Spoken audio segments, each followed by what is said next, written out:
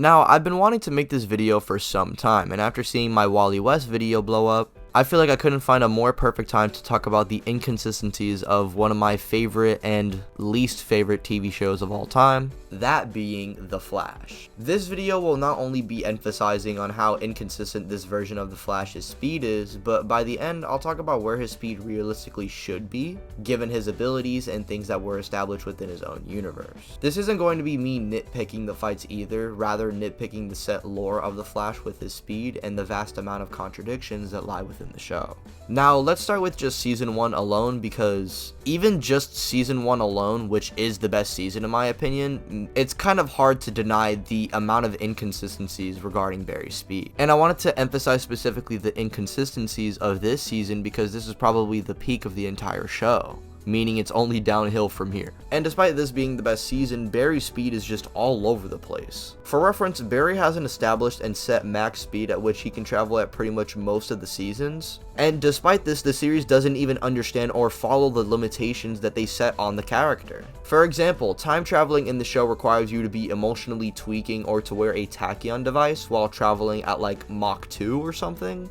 And so this really begs the question here, because even by like episode 1 we saw him apparently reacting to lightning. You mean to tell me that the fastest man alive is slower than like fucking cursed Naoya? Okay, you know what, let's just actually go with the show's limitations. Like I said, we already saw Barry previously react to lightning before it even hits him, which would require bare minimum massively hypersonic reactions based on the short amount of distance and time it took for Barry to pull this off. We have him as well just reacting to pure electricity and perceiving it in slow motion when he gets his speed back. This, in my opinion, is what I call Barry's speed mode. Now, you see, to get a better understanding of Barry's inconsistencies, just kind of think of Barry having two modes. A base mode where he's not using his speed and trying to talk down on the enemy, and his speed mode where it seems like he has speed and enhanced reactions starting to kick in for himself. Because for some reason in this show, Barry's speed seems to be kind of just apparent whenever it wants to be, and for some reason his brain doesn't accelerate naturally at high speeds like someone like Red Rush. But even if we want to say for some reason Barry needs to like activate his speed for some reason,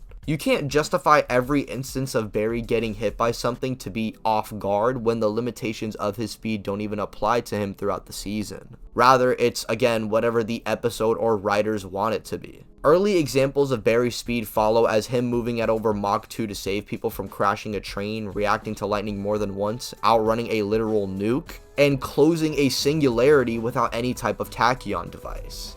These feats require Barry to be moving at least dozens of times above Mach 1 or 2, aka the limitation that they set on Barry in this season. Because if Barry is only moving at Mach 1 or 2 and trying to close a singularity, he would just get sucked in by the singularity, period. If he were Mach 1 or 2, he wouldn't be able to react to lightning at close distance. But for some reason, he finds a way to struggle or even lose to people like Captain Cold or Hank from Barry. And it gets a lot worse when especially the next 2 seasons are Speedster villains that are faster than the previous villain, which, mind you, Barry spends already the entire season trying to surpass. Zoom was way faster than Thawne and Barry by season 1, and Barry had a device that made him relative with Zoom, but then by the end and after coming out of the Speed Force and having some clarity, he would then go on to beat Zoom by himself anyway. Barry would then get beat up by Savitar, who, mind you, required Barry to get faster, and by the end of the finale, they are able to tag each other. And mind you, after season 3, he gets stuck in the Speed Force for years on end, and after he pulls back up, it's stated no one's ever gone as fast as he did before. So even after the multiple differences in speed, Barry still measures up to par as he comes back faster than ever. Now, by this point regarding Barry's speed, we're approaching season 4 territory, which does surprisingly have some of Barry's best feats. He's now casually moving someone to China at relativistic speeds, spends an entire episode outrunning a nuclear bomb in which is probably one of the best episodes in the entire series, as this episode shows you how fast realistically the Flash can go. Now, the reason why Barry was able to do this, however, was because of an ability called Flashtime, an ability that allows Barry to move so fast that time is super slowed down. Calculations have this feat at around 99% of the speed of light, which is surprisingly pretty low, especially with what we've gone over previously. By this point, Barry should already be reaching far beyond the speed of light, and we already see this in this season as he goes on to react to the Thinker's portals that close within less than 3 picoseconds, meaning Barry has to be moving far beyond the speed of light to even catch up or even close the distance between himself and this portal. But my thing is that the Thinker specifically is only this fast with the portals, and yet he can physically tag Barry and like outplay him. Like I said, this show is just very inconsistent and just kind of picks and chooses when Barry wants to be fast. You know how I just went over that he beat up Zoom and, was able to scale to Savitar and came back stronger than ever? Yeah, well, 2 episodes later, he loses to Marbles. And then when we get into season 5, which is arguably the worst season of the show yet, it just adds even more inconsistencies to Barry's speed, like for example Zoom almost killing Nora and tagging Barry. And we have characters like Thawne who should have been surpassed by this point, still somehow scaling to the main characters. They just kind of do this because they want to keep Tom Cavanaugh around.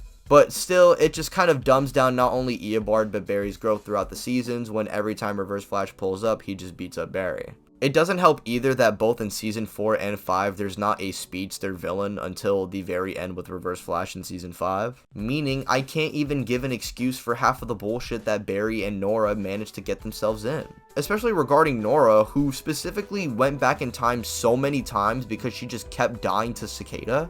I'm sorry, how do you die to somebody with an anti-nut knife? Kinda defeats the whole purpose of super speed, and at least with the Thinker they tried the whole, oh well he's smarter than everyone, which didn't even work because for some reason he couldn't even comprehend human emotions. But now you just have, oh yeah, a normal guy with the knife is killing speedsters. Let's roll with it. It just doesn't make any sense, and the other seasons only make this case even worse for Barry. And it's actually said that he moves 80 times slower than the speed of light. Meaning Barry in universe by this point is only maybe a % or 2 into the speed of light at best, which is pretty ridiculous if you ask me. Like I said, Barry was already reaching this by the likes of season 1, and in this same season we literally see Barry running into a black hole and not getting absorbed. So by this point he has not only escaped a black hole once, but twice. And yet for some reason he's only moving at a % of the speed of light. Okay, bro. Now of course the main reason for Barry's speed kind of being like this within the show is they need to stretch out the episodes to 40 minutes. They need to get past that 20 episode mark and for some reason just make Barry the stupidest man alive instead of the fastest man alive. And I'm at least glad that the later seasons go on to show what Barry is truly capable of. I think that's honestly the only positive I have to say about seasons 7 through 9. It's a little too late for me to really care, and especially given that the effects have taken a downgrade as well. It's not pretty to look at and it's not well earned either. And in sacrifice of making Barry look kind of fast, they dumbed down the villains by a significant margin.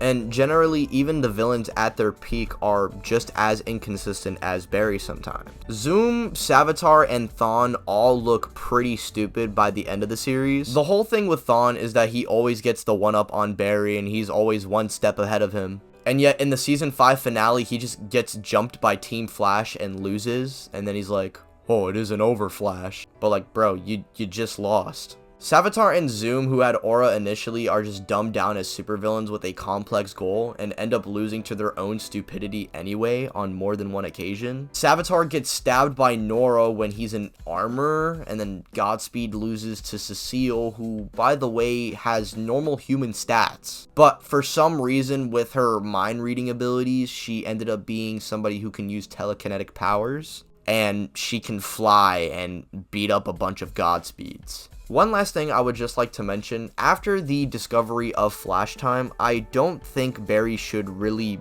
ever lose to any type of buffoonery ever. And if it were up to me, I honestly think by the end of season 1, Barry should have stopped asking, Wells, Cisco, what do I do? Oh, there isn't a Flash without Wells. And Iris, oh, we are the Flash. Stop dumbing down your characters to try and get watch time when nobody's watching your shit. This is why your show fell off. Even if you want to say Barry is like only Mach 2 or Mach 8 by the end of season 3. By the time of season 4, he should be faster than ever. He's able to discover Flashtime, and he loses to somebody who's immobile. I genuinely can't stand the stupidity of this show, and honestly, I'm gonna need to make more breakdowns specifically talking about this because, my goodness, this show gets my blood boiling, bro. in conclusion, just watch season 1 because the rest of the show sucks ass.